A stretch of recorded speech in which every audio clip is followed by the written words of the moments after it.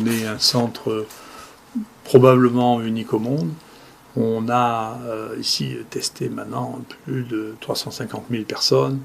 On a eu près de 20 000 personnes qui étaient positives, qui ont été prises en charge ici ou à côté à l'IHU. Il y a 16 000 qui ont été pris en charge ici directement,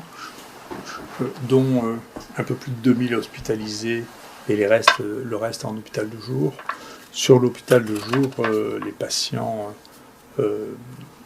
qui étaient vus étaient des patients qui étaient vus de manière très précoce, qui nous donnent une idée de ce que devrait être la mortalité si on s'occupe précocement des gens et qu'on les traite. Et dans ces conditions, la mortalité se situe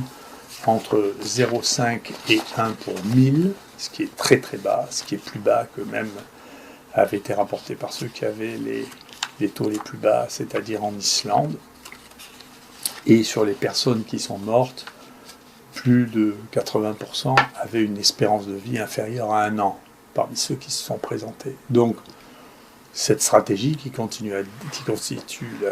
la détection des gens précoces, avec des signes très faibles, où les gens contactent et leur prise en charge,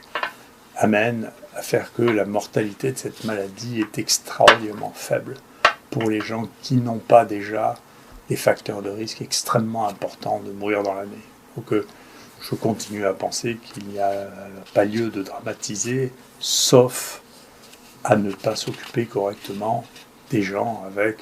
ce que l'on a l'habitude de faire ici et ce que je crois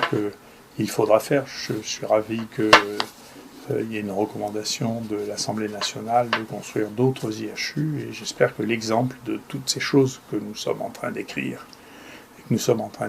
pourra servir aux autres pour avoir une prise en charge qui évite d'une part la dramatisation,